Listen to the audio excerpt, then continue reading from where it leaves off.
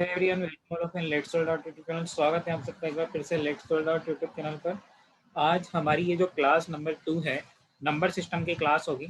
आज आपकी हिंदी की क्लास होती है, बट ये जो है हिंदी की क्लासेज जो कि आपकी अब मैथ्स के बाद, जब मैथ्स का आपका पूरा सिलेबस कवर हो जाएगा, करीबन हमारी जो यहाँ पर क्लासेज होगी वो 30 क्लासेज होगी पूरी मिला करके। तो उसके बाद हम जो है हिंदी स्टार्ट करेंगे। तो पहले यहाँ पर जो है आपका मैथमेटिक्स वाला पोर्शन पूरा करते हैं। तो सीटेट पेपर वन की हमारे द्वारा आपको तैयारी करवाई जा रही है, जिसमें हम कंप्लीट फ्री बैच प्रोवाइड कर रहे हैं।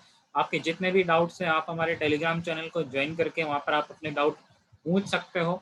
और आपको जो है फैकल्टी वहाँ पर जो है अपने जो आपके डाउट्स हैं उनको या तो पर्टिकुलर एक सेशन रख करके या फिर वहाँ पर आपको उसके सॉल्यूशन प्रोवाइड किए जाएंगे। तो आज हम नंबर सिस्टम को स्टार्ट करते हैं। उससे पहले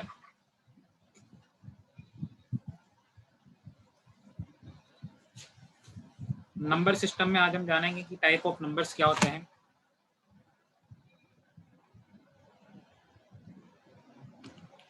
यस, टाइप ऑफ नंबर्स। तो संख्याएं कितने प्रकार की होती है अब हम यहाँ पर जानने वाले हैं। Type of numbers.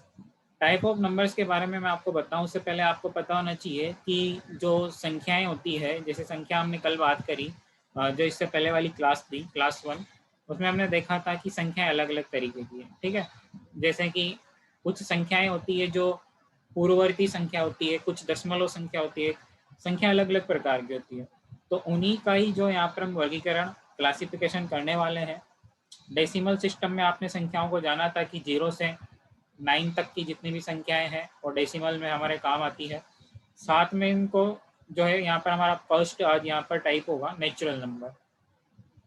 ठीक है, तो नेचुरल नंबर सिंपल है। इसमें जब आप जैसे डेली लाइफ में आप जितनी भी काम की चीज़ें जो काउंट करते हो डेली रूटीन में, आपको पता होना चाहिए हम काउंट में कभी भी 0 शामिल नहीं करते हैं।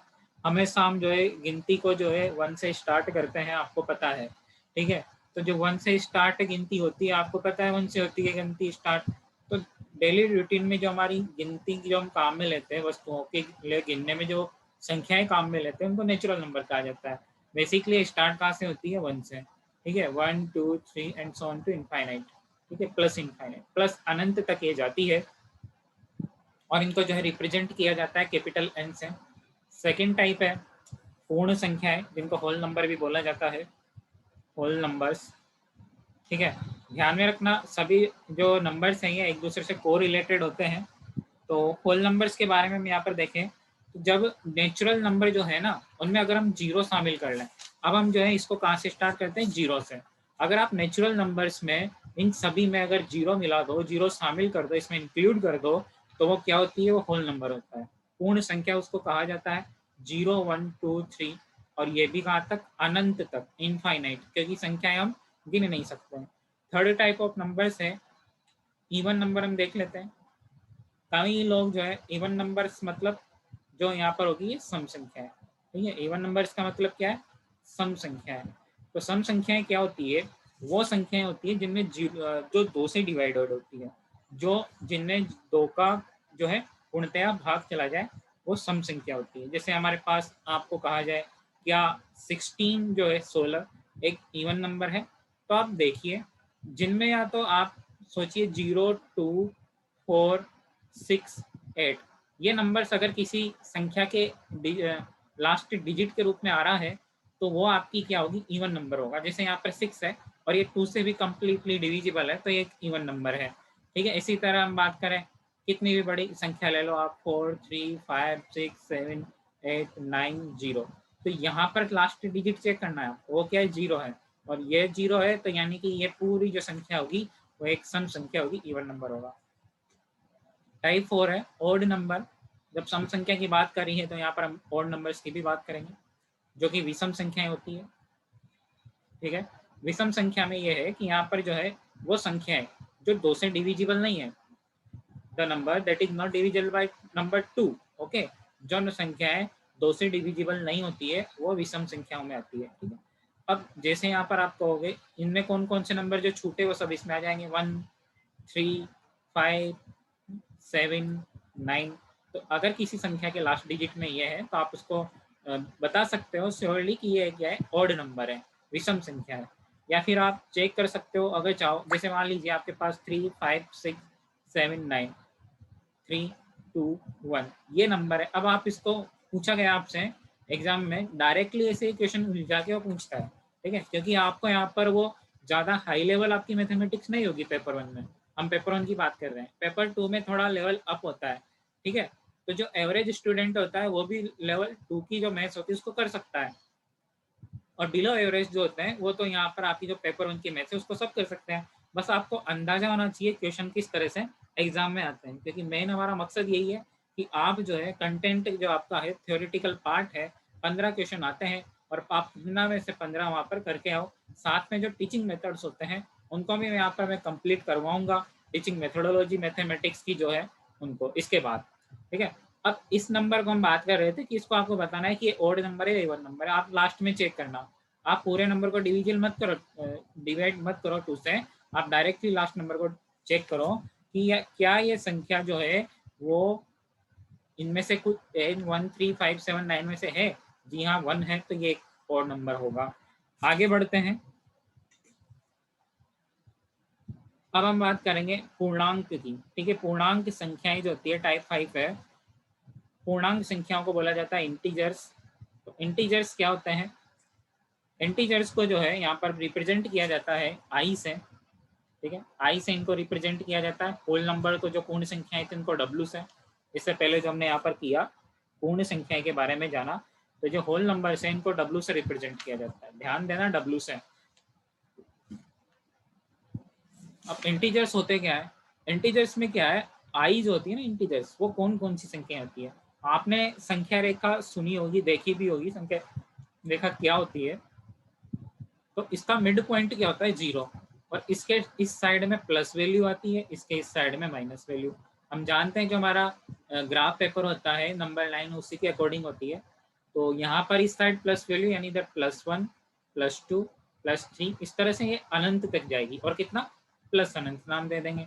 इधर सेम एज इट इज -1 -2 -3, और ये कहाँ तक रहेगा? माइनस अनंत तक। तो इस तरह ये क्या है, नंबर लाइन है, ये आपको ध्यान में रखना होगा। 0 मिड में होता है। अब यहाँ पर आप ये भी बता सकते हो, जैसा कि कल हमने देखा था असेंडिंग डिसेंडिंग ऑर्डर, आरोही अवरोही क्रम। तो ये तो क्या है, यहाँ पर आपका इस साइड से इस साइड चलते हैं तो ये आरोही क्रम है, यानी कि संख्याओं का बढ़ता हुआ क्रम है, और ये घटता हुआ क्रम है यानी अवरोही क्रम है। अब हम बात कर रहे हैं इंटीजर्स, तो ये सभी संख्याएं जो है ना यहाँ पर संख्या रेखा पर, वो सारी आपकी इंटीजर्स में होती है, यानी कि माइनस इनफाइनाइट इधर लिख देते हैं, और -3 -2 -1 0 1 2 3 and tense two plus infinite. तो ये सारे नंबर्स किस में होते हैं? इंटीजर्स में होते हैं। अब इसके बाद में हम बात करेंगे कि 6 नंबर है टाइप ऑफ 6 प्राइम नंबर्स, ठीक है। अभाज्य संख्या, आपको कंफ्यूज रहते होंगे कि अभाज्य संख्या और भाज्य संख्या में क्या डिफरेंस होता है, और एक और यहाँ पर रहता है को प्राइम नंबर्स, ठीक है, सभाज्य संख्या। तो सभी को हम एक एक करके चेक देखने वाले हैं। प्राइम नंबर्स बेसिकली वो नंबर्स होते हैं कि एक से बड़ी उन सभी प्राकृत संख्याओं का समूह जिसमें उस संख्या तथा एक को छोड़कर अन्य किसी सही संख्या से भाग देने पर वो पूर्णतः विभाजित न हो सके। कहने का मतलब ये है कि जैसे आपके पास यहाँ पर एक एग्जांपल ले लेते हैं हम, कोई नंबर है, गिवन नंबर है आपके पास 23। अब यहाँ पर आपसे पूछा जाए क्या ये प्राइम नंबर है, अभाज्य संख्या है? सबसे पहली बात ये क्लियर होनी चाहिए कि 1 जो होता है ना वो सभी संख्याओं में डिविजिबल होता है, यानी 1 का आप किसी भी संख्या को ले लो उसमें भाग जाता है, चाहे 0 ही क्यों ना हो, ठीक है। तो एक तो यहाँ पर इसका फैक्टर क्या हुआ? 1। फैक्टर्स से हम बात कर रहे हैं, फैक्टर्स के जो कंसेप्ट है उससे हम प्राइम नंबर्स को समझ रहे हैं। 23 को हम चेक कर रहे हैं क्या है प्राइम नंबर है या नहीं है। तो सबसे पहली बात 1 इसका फैक्टर है। अब एक खुद इसका फैक्टर होगा 23, इसके अलावा कोई सा भी नंबर यहाँ पर इसका फैक्टर नहीं होने वाला है। या फिर ये चेक कर लो कि जो नंबर आपको दे रखा है उसमें एक और उसके खुद के अलावा किसी और संख्या का भाग नहीं जा रहा है ना। जैसे आप 23 में क्या 11 से डिवाइड कर सकते हो, इन दोनों संख्याओं के अलावा कोई सी भी संख्या बता दो जो इसमें भाग जाता हो उससे, कोई सी भी नहीं है जो कंप्लीटली इसमें डिविजिबल होती हो, पूर्णतया विभाजित कर दें। तो इसलिए ये क्या एक प्राइम नंबर है। फिर हम बात करते हैं जैसे 1 को छोड़कर, तो यहाँ पर 2 है, तो 2 जो है ना, आपसे कई बार क्वेश्चन पूछ लिया जाए कि सबसे छोटी, सीटेट में क्वेश्चन पूछा गया है ये, सबसे छोटी अभाज्य संख्या और सबसे छोटी अभाज्य संख्या। अब सबसे छोटी अभाज्य संख्या भी दो होती है, और अगर वो कह दे सबसे छोटी सम अभाज्य संख्या, अभाज्य तो हो साथ में साथ क्या हो, ओड नंबर भी हो, तो हमें पता है 2 क्या एक ओड नंबर है, तो इसलिए क्या होगी सबसे छोटी अभाज्य संख्या। ये पूछा गया आपके सीटेट पेपर 1 में, करीबन ये जो है आपका जो इससे पहले 2018 में जो पेपर हुआ था दिसंबर बैच में, उसमें यह क्वेश्चन पूछा गया था। तो सबसे छोटी अभाज्य संख्या क्या हुई, 2। फिर आपको ध्यान में रखना है। प्राइम नंबर्स के बारे में एक और एग्जांपल ले लेते हैं, जैसे आपको चेक करना हो ना, स्टार्टिंग से देखें, क्या 0 प्राइम नंबर होगा, नहीं होगा, 1 होगा, नहीं। तो 1 जो है ना, वो ना तो प्राइम नंबर है और न ही जो कंपोजिट नंबर है, यानी कि ना तो भाज्य संख्या है ना अभाज्य।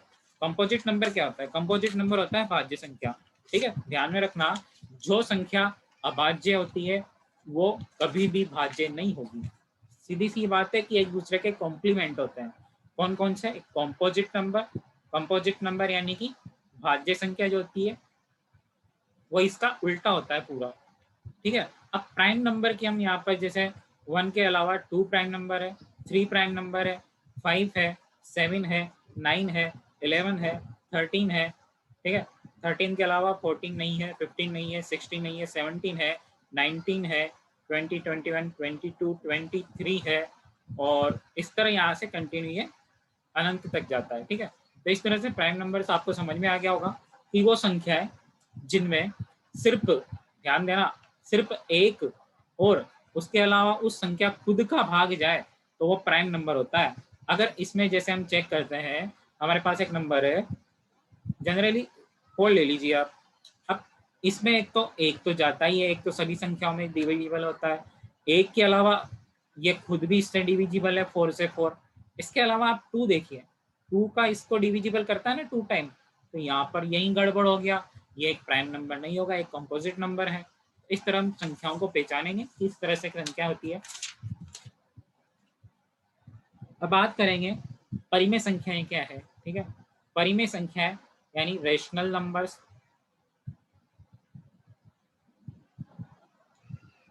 रेशनल नंबर्स क्या होते हैं परिमेय संख्याएं।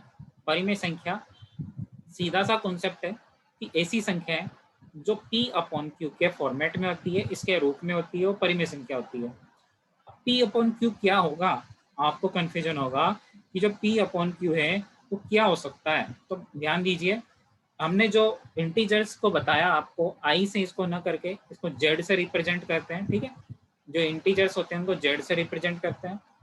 तो यहाँ पर P और Q क्या होंगे, P belongs to Z, Q belongs to Z, यानी कि P और Q दोनों क्या होगी, एक पूर्णांक संख्या होगी, एक इंटीजर्स होंगे जिनको Z से रिप्रेजेंट किया जाता है, ठीक है। P belongs to Z, P किस में बिलोंग करता है, पूर्णांक संख्याओं में, यानी P का मान कुछ भी हो सकता है जो पूर्णांक संख्याओं में है।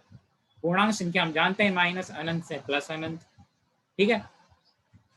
डेसिमल की बात नहीं कर रहे हम, जैसे 1.3 ये नहीं है यहाँ पर, जेड में ये कभी भी शामिल नहीं होती है, बस पूर्णांक संख्या होती है। इसके अलावा एक और यहाँ पर कंडीशन ये, जो यहाँ पर जो आपका हर है डिनोमिनेटर, तो इसमें जो क्यू है वो नॉट इक्वल टू 0 होता है, ठीक है।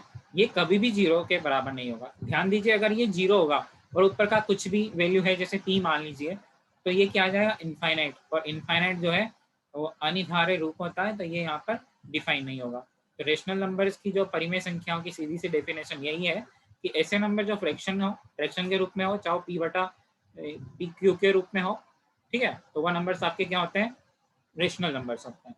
एग्जाम्पल ले लेते हैं, रेशनल नंबर्स आई से रिप्रेजेंट किया जाता है, ध्यान देना, आई से, आई। अब ये क्या होता है, जैसे 2/5, ये भी एक रेशनल नंबर है, क्योंकि पी भी बिलोंग्स टू जेड है और क्यू जो इसकी जगह है, जैसे 2 है, ये जेड में बिलोंग करता है नहीं करता, पूर्णांक संख्याओं में शामिल है। 5 भी किस में शामिल है, पूर्णांक संख्याओं में, तो ये एक परिमेय संख्या होगी। साथ में 1/5 भी परिमेय संख्या है। अगर 0 बोल दिया जाए, क्या 0 परिमेय संख्या है, जी हाँ, 0 भी परिमेय संख्या है, क्योंकि 0 के नीचे क्या है यहाँ पर 1, तभी तो यहाँ पर हमें क्या मिल रहा है, 0 मिल रहा है, क्योंकि 0 को हम डिविजिबल कर रहे हैं 1 से। डिवाइड कर रहे हैं तो 0, और रिजल्ट क्या मिल रहा है, 0 मिल रहा है। और 0 किस तरह से है, इस तरह से। तो यहाँ पर क्या है, बट ऐसा नहीं हो सकता कि 1/0 हो, ऐसा कभी भी डिफाइन नहीं होगा इसमें। ये जरूर पॉसिबल है। तो 0 यहाँ पर आपका किस में बिलोंग करता है, जेड में बिलोंग करता है, 1 भी जेड में बिलोंग करता है। अब आप कहोगे क्या सर माइनस की वैल्यू भी इसमें हो सकती है? जी हाँ, माइनस की भी हो सकती है। जैसे -5 भी एक परिमेय संख्या है, -2/3 भी एक परिमेय संख्या है। इस तरह से आप इसके एग्जाम्पल देख सकते हो, इनको पहचान सकते हो। अब हम बात करेंगे अपरिमेय संख्याओं की। ठीक है, अपरिमेय संख्या क्या होती है, जान लेते हैं इनके बारे में। अपरिमेय संख्या, अपरिमेय संख्या इरेशनल नंबर्स।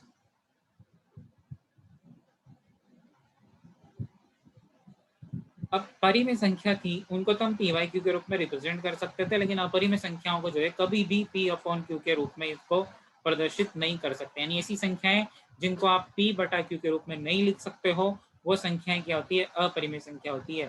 ठीक है, इसके अलावा वही पॉसिबिलिटी यहाँ है कि जो संख्याएं, जैसे एग्जाम्पल ले लेते हैं √2, तो ये भी एक अपरिमेय संख्या है। √2 के अलावा √3, √7, यानी कि ऐसे नंबर का स्क्वायर रूट जिसका परफेक्ट स्क्वायर रूट पॉसिबल नहीं है। अब आप कहो √4 एक अपरिमेय संख्या होगी या नहीं? नहीं होगी, क्योंकि 4 का रूट कितना होता है, स्क्वायर रूट 2 होता है, और 2 हम जानते हैं क्या है, एक रेशनल नंबर है, परिमेय संख्या है। जबकि रेशनल नंबर में क्या होता है, ध्यान रखना, हमेशा पहचानने वाली ट्रिक यही है कि स्क्वायर रूट के अंदर हमेशा ऐसा नंबर होगा जिसका आप परफेक्ट स्क्वायर रूट पूर्ण वर्ग संख्या नहीं निकाल सकते हो। जैसे √16 है, तो इसका कितना होता है, √16 की वैल्यू 4 होती है। तो यहाँ पर ये जो है, ये परिमेय संख्या नहीं हो, अपरिमेय संख्या नहीं होगी, ये परिमेय संख्या होगी। ये एक अपरिमेय संख्या है। इसके अलावा पाई की वैल्यू जो होती है 22/7, ध्यान देना 22/7 पाई की वैल्यू, ये अपरिमेय संख्या होती है। क्यों होती है इसको हम डिस्कस करेंगे आगे, जब हम डेसिमल नंबर के टाइप्स पढ़ेंगे। ठीक है, तो इसकी वैल्यू कितनी होती है, 3.14। तो ये आगे चलती रहती है, कंटिन्यू है। ठीक है, ये भी एक अपरिमेय संख्या है। इसके अलावा ई जो होता है आपका एक्सपोनेंशियल, चरघातांकी रूप, कई बार दे दे एग्जाम में, बाय द वे दे तो ई जो होता है ना, इसकी वैल्यू 2.74 के समथिंग कुछ होती है। तो ये भी आपका जो है एक्सपोनेंशियल होता है, चरघातांकी रूप। ई की वैल्यू यहाँ पर 2.74 होती है लगभग। तो ये भी आपका एक अपरिमेय संख्या होती है। इस तरह से अपरिमेय संख्याओं को आप पहचान सकते हो। ठीक है, अब आगे बढ़ते हैं और बात करेंगे सअभाज्य संख्याओं की, कि सअभाज्य संख्याएं क्या होती है। सअभाज्य संख्याएं, सअभाज्य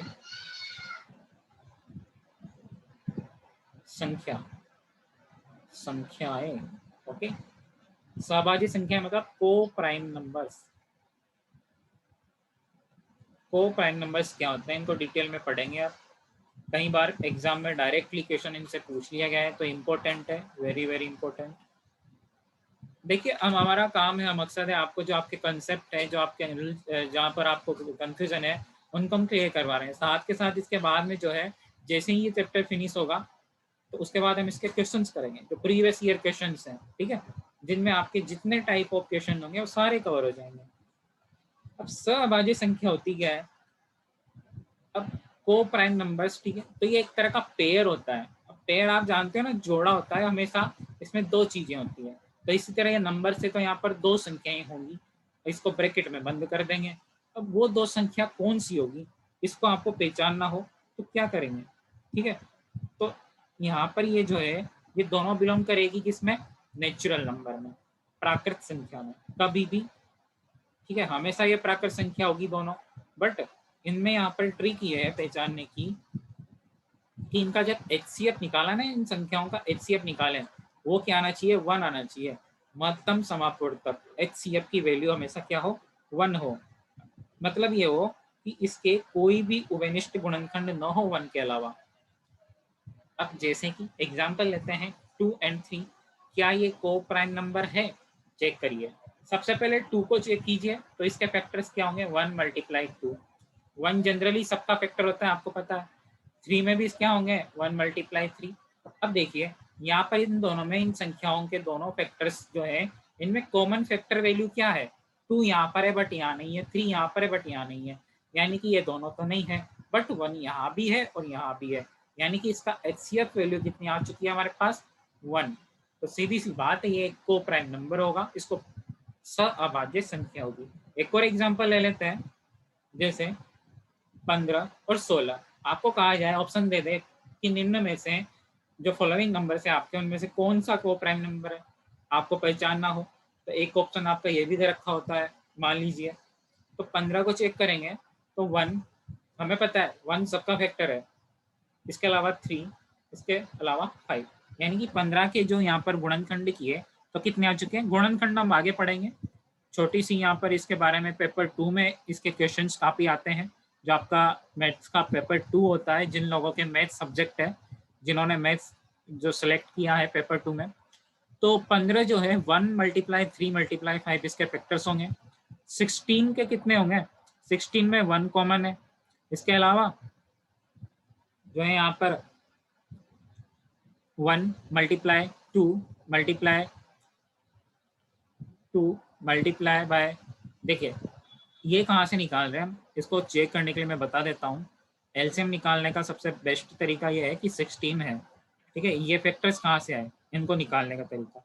सबसे पहला तो 2 है, 1 से डिवाइड करके चेक नहीं करेंगे, 1 तो बस आपको बताने के लिए लिखा है कि जब आप इनमें सिलेक्ट करोगे ना कॉमन वैल्यू, तो देखिए 1 ही आएगी। 2 से डिवाइड किया तो 8 टाइम 16 को, फिर 2 लिखा यहाँ पे और ये 4 टाइम, अगेन 2 से डिवाइड किया 2 टाइम और 2 से डिवाइड किया 1 टाइम, यानी कि यहाँ पर जो है 1 2 3 4 बार जो है 2 आया हुआ है। तो यहाँ पर इन सबको मल्टीप्लाई कर दीजिए, इन सारी वैल्यू का आप अगर मल्टीप्लाई करोगे ना तो आपको 16 मिलेगा, यानी कि सीधी सी बात है इसके क्या है फैक्टर्स हैं। अब यहाँ पर 3 है, यहाँ 3 कहीं भी नहीं है, यहाँ 2 है तो यहाँ नहीं है, 5 यहाँ पर है 15 के फैक्टर में, यहाँ पर नहीं है, तो इस तरह इसमें कॉमन वैल्यू क्या होगी, सिर्फ 1 होगी।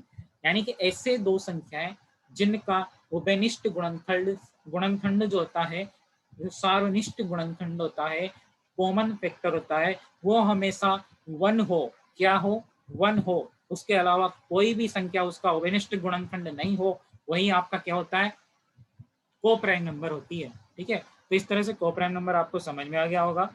अब आगे बढ़ते हैं हम को प्राइम नंबर्स के बाद हम बात करेंगे जो दशमलव संख्याएं होती है, उनमें यूनिट डिजिट का कॉन्सेप्ट हम देख लेते हैं पहले, कि यूनिट डिजिट इकाई का अंक किस तरह से क्वेश्चन अगर पूछा जाए एग्जाम में तो किस तरह से आप वहां पर उनको कर सकते हो। ठीक है, इसके अलावा विभाज्यता, संख्याओं को विभाज्यता का नियम होता है, यानी कि डिविजिबिलिटी रूल होते हैं। तो कई तरह की संख्या होती है, जैसे 2 से डिविजिबिलिटी रूल, किन संख्याओं में 2 का भाग जाता है उनको आप डायरेक्ट पहचान पाओ, ये सब चीज़ें भी है, इनको हम डिस्कस करेंगे, एक एक करके सारी चीज़ें डिस्कस करेंगे बाद की क्लास में।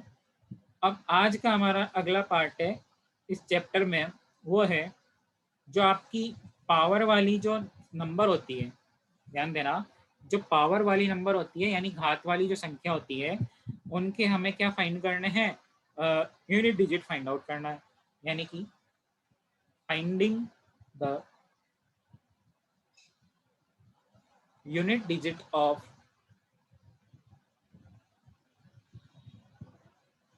अ पावर्ड नंबर, यानी कि एक घात वाली संख्या का आपको क्या वहां पर फाइंड आउट करना है, यूनिट डिजिट। यूनिट डिजिट यानी कि इकाई का अंक, इकाई अंक आपको बताना है। जैसे मान लीजिए आपके पास कई बार क्वेश्चन दे रखा हो कि 215 की पावर है 336, अब क्या आप इसको इतने बार मल्टीप्लाई करोगे इसके पावर को फाइंड आउट करने के लिए, इस वैल्यू को सोल्व करने के लिए? जी नहीं करेंगे। आपसे क्वेश्चन में दे दें कि नीचे जो संख्या दे रखी है आपको, इसमें आपको फाइंड आउट यूनिट डिजिट, यानी कि यूनिट डिजिट आपको फाइंड आउट करना है। तो यूनिट डिजिट यानी कि इकाई का अंक जो कहाँ पर आता है, जो फर्स्ट वैल्यू होती है ना आपकी, इनको सोल्व करने पर जो यहाँ पर फर्स्ट में जो नंबर होता है, जो डिजिट होता है, वो आपका यूनिट डिजिट होता है।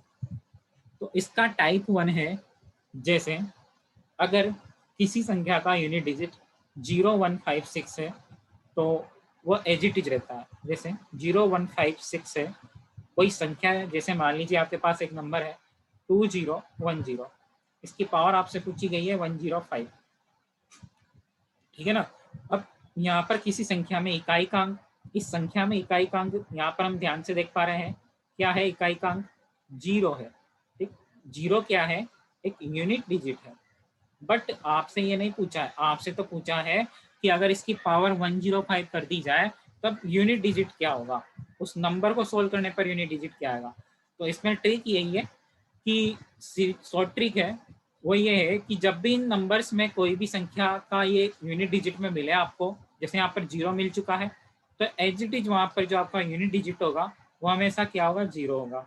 इसके अलावा एक और एग्जाम्पल ले लीजिए, एक एक एग्जाम्पल ले लेते हैं चारों संख्याओं के। जैसे 2131 की पावर है कुछ भी हो, कुछ भी हो यहाँ पे, जैसे मान लीजिए 22 है, ठीक है। अब यहाँ पर इसको सोल्व करके आपको बताना होगा कि इसका यूनिट डिजिट क्या होगा, इकाई अंक क्या होगा। इकाई अंक यानी कि इकाई वाले स्थान पर जो अंक आता है। कल हमने बात करी थी इकाई, भाई, सैकड़ा, हजार, 10,000, लाख, इस तरह से संख्याओं का एक क्रम होता है ना। तो यहाँ पर यूनिट डिजिट सबसे पहले आपको क्या चेक करना है कि जो आपको संख्या दी गई है उसमें यहाँ पर जो संख्या है उसमें यूनिट डिजिट क्या है आपका, 1 है ना। और 1 का हमें पता है अगर ये 0, 1, 5, 6 में से उन संख्याओं में आपका अंक यूनिट डिजिट की जगह आ रहा है तो वो एज इट इज आपका जो उस संख्या को पावर को सोल्व करने पर मिलने वाला यूनिट डिजिट होगा, इकाई का अंक होगा। एक और एग्जांपल ले लेते हैं 1225 की पावर 42। तो इसमें भी आपका यूनिट डिजिट 5 होगा क्योंकि देखिए 5 है तो 5 का यूनिट डिजिट 5 है। 1296 के बारे में बात करें तो इसकी पावर जैसे 962 है। अब आपसे कहा जाए इसका यूनिट डिजिट क्या होगा, तो इसका यूनिट डिजिट जो है 6 होगा। ध्यान दीजिए 6 होगा। तो ये शॉर्ट ट्रिक थी कि जब भी आपको संख्याओं में ये नंबर मिल जाए, ये डिजिट मिल जाए यूनिट डिजिट के स्थान पर, तो आपका उस वैल्यू को, जैसे पावर 42 है तो इसको सोल्व करने पर कुछ भी हो पावर, आपका हमेशा यूनिट डिजिट 5 ही आने वाला है। ठीक है, अगला पॉइंट है यूनिट डिजिट के कॉन्सेप्ट का, वो ये है अब किसी संख्या में इकाई का अंक 4 या 9 है, ठीक है ना, इकाई का अंक 4 या 9 है किसी संख्या में,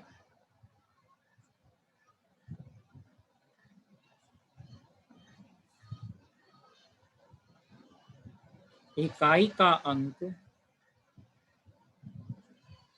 4 या 9 हो। ध्यान से सुनिए, या तो इकाई का अंक क्या हो संख्या में 4 या 9। हम अब तक 0, 1, 2, 3, 5, 6, 7, 8, 9 यही तो नंबर हो सकता है यूनिट डिजिट में। इनके अलावा और क्या होगा, इकाई संख्या में, इकाई अंक में इन नंबर्स के अलावा और कुछ नहीं है। तो हमने बात कर चुके हैं 0, 1, 5 और 6 के बारे में।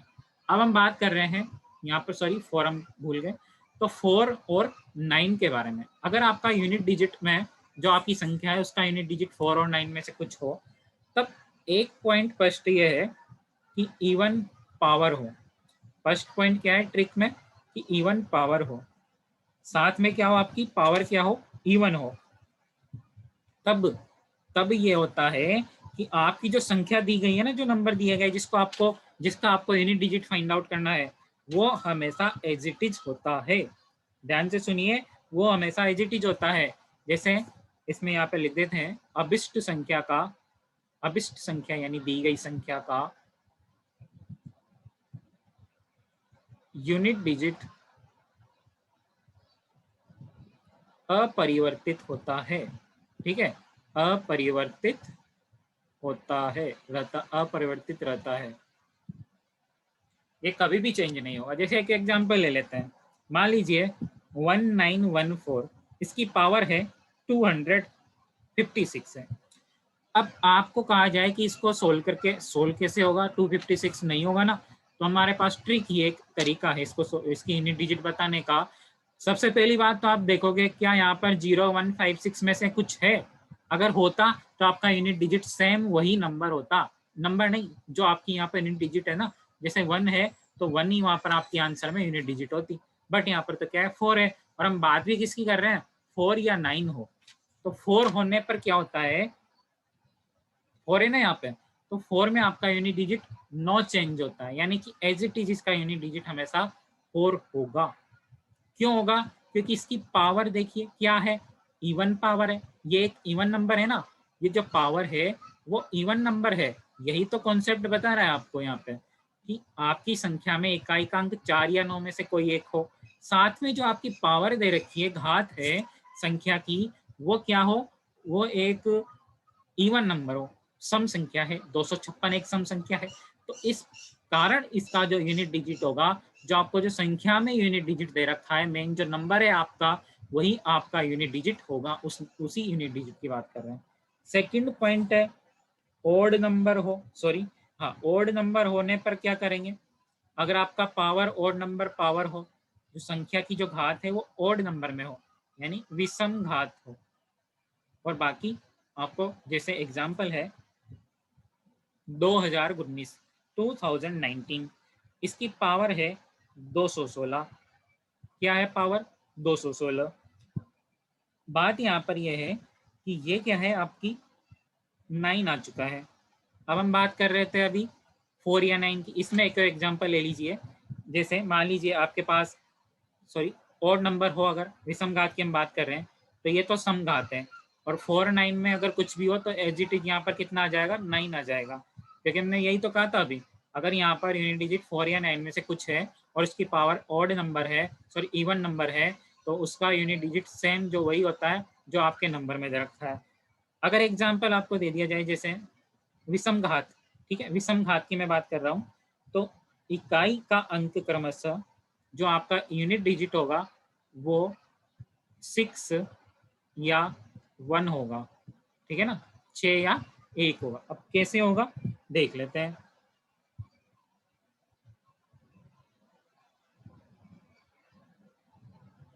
यहाँ पर जो बात करी हमने जैसे कि इवन पावर है, तो इसको आप यहाँ पर इसको चेंज कर लीजिएगा, इसको दोबारा मैं समझा रहा हूँ, ये हमने यहाँ पर थोड़ा इंटरचेंजेस को करना पड़ेगा।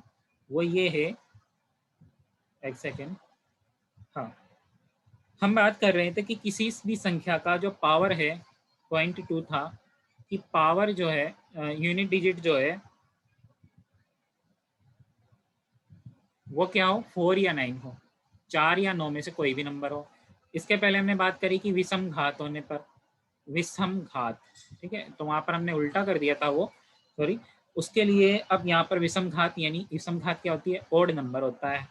जैसे आपका क्वेश्चन है, क्वेश्चन में आपको दे रखी है 1914, इसकी पावर है मान लीजिए 216। अब बेटे ये तो क्या इवन नंबर है, हम बात करें ओड नंबर की, विषम घात की, ठीक है, विषम घात की बात करें तो एक विषम घात यहाँ पर जैसे मान लीजिए यही नंबर ले लो 1914, और इसकी विषम घात 215, क्योंकि एक विषम घात है, ओड नंबर है, ओड नंबर पावर है। तो जब पावर है वो किस में हो, विषम घात हो, ठीक है, तो उसमें जो यूनिट डिजिट होता है, यूनिट डिजिट यूडी जो होता है, उसमें नो चेंज है, ठीक है, उसमें कोई परिवर्तन नहीं होता है। यहाँ पर जो आपका 4 है वो इसका यूनिट डिजिट 4 ही होगा। मान लीजिए एक और नंबर ले लीजिए 196312, इसकी पावर दे रखी है आपको 31933, ये आपको सोल्व करके बताना है इसका यूनिट डिजिट क्या होगा। तो सबसे पहले हम कहाँ आएंगे, 4 पर, 4 ही तो दे रखा है ना, या फिर 9 अगर यहाँ पर होता तो कोई दिक्कत नहीं है, चाहो तो आप यहाँ पर 9 कर लीजिए, क्योंकि 4 वाला एग्जाम्पल हम समझ चुके हैं। तो यहाँ पर इसकी पावर क्या है, मेन मुद्दा है पावर का, वो एक इवन ओड नंबर है, क्या है, ओड नंबर है, विषम संख्या है। तो इस वजह से यहाँ पर जो आपका नंबर, जो मेन नंबर था, विशिष्ट संख्या दे रखी थी, उसी संख्या का जो यूनिट डिजिट है वो आपका इस संख्या का यूनिट डिजिट होगा, यानी 9 ही इसका आंसर होगा। 9 क्या होगा आपका, इसका यूनिट डिजिट होगा। ठीक है, अब हम बात करेंगे ओड नंबर पावर की, सॉरी इवन नंबर पावर की, यानी समघात दे रखी हो आपको, तब ये होता है कि आपको जब समघात दे रखी होगी ना, तब आपका यूनिट डिजिट 6 या 1 होगा। ध्यान देना हमेशा 6 या 1 में से होगा। जैसे समघात की हम बात कर रहे हैं तो यहाँ पर 6 या 1 में से कोई एक होगा। 6 कब होगा, जब आपके पास नंबर यूनिट डिजिट में क्या हो, 4 हो, तो उसका क्या होगा 6, और 9 होने पर 1 होगा। जैसे एग्जाम्पल ले लेते हैं हमारे पास एग्जांपल है 1914, वही एग्जांपल लिया और पावर ले ली 216। 4 है, हमें पता है अगर यूनिट डिजिट आपके नंबर में 4 दे रखा है और आपकी पावर जो है ओड हो, सॉरी इवन हो, सम संख्या में पावर हो, तब आपका यूनिट डिजिट क्या होता है, 4 की जगह 6 होता है। और अगर 9 है और पावर इवन है, सम संख्या है, तो इसका यूनिट डिजिट 1 होता है। इस तरह से याद रखना है आपको। तो इसका यूनिट डिजिट क्या होगा, 6 होगा। एक और एग्जांपल ले लीजिए 2019, इसकी पावर है, इसकी पावर जैसे इवन नंबर आप ले लीजिए 300। तो इसमें जो यहाँ पर आप इसकी यूनिट डिजिट बताओगे तो 9 का इसमें पावर क्या है, इवन नंबर है, तब 9 की हमें पता है, 9 की अगर आपको नंबर में यूनिट डिजिट दे रखा है और उसकी पावर क्या है, इवन नंबर सम संख्या हो, तो कंप्लीट नंबर को सोल्व करने पर जो यूनिट डिजिट मिलता है वो क्या होता है, 1 होता है। ठीक है, तो इस तरह से आपने यहाँ पर समझा कि यूनिट डिजिट 4 और 9 होने पर किस तरह से संख्याओं को उनके यूनिट डिजिट निकाल सकते हैं। तो ये यहाँ पर यूनिट डिजिट के बारे में आपने समझा कि किस तरह से हम यूनिट डिजिट वाले कॉन्सेप्ट को पूरा समझ सकते हैं, उसको कर सकते हैं इस तरह के क्वेश्चंस को।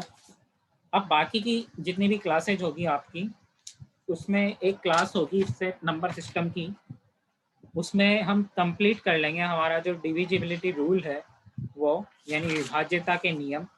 ठीक है, विभाज्यता के नियम आप अगली क्लास में कवर होगा आपका, डिविजिबिलिटी रूल,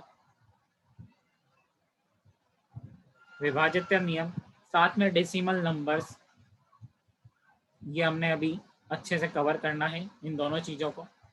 बाकी जो क्वेश्चंस होंगे, क्वेश्चंस हम करेंगे जो हमारी मंडे को क्लास होगी, सेम टाइम पर सेम, ठीक है, सेम टाइम सेम चैनल पे। तो मंडे को आपकी यही क्लास होगी मैथ्स की 7 PM पे। उसमें हम डिस्कस करेंगे डिविजिबिलिटी रूल, विभाज्यता नियम, संख्याओं का, डेसिमल नंबर्स क्या होते हैं, उनके टाइप डेसिमल नंबर्स के कितने होते हैं, साथ में कुछ इंपॉर्टेंट क्वेश्चंस करने वाले हैं मंडे को। तब आपका ये नंबर सिस्टम का पूरा पार्ट आपका कवर हो जाएगा। फिर आपका जो सिलेबस के अकॉर्डिंग हम आगे बढ़ेंगे, जो जो आपके सिलेबस में दे रखा है उसको कवर करवाएंगे। तो आज के लिए इतना ही, मिलता है नेक्स्ट क्लास में मंडे को। Thank you, stay home, stay safe.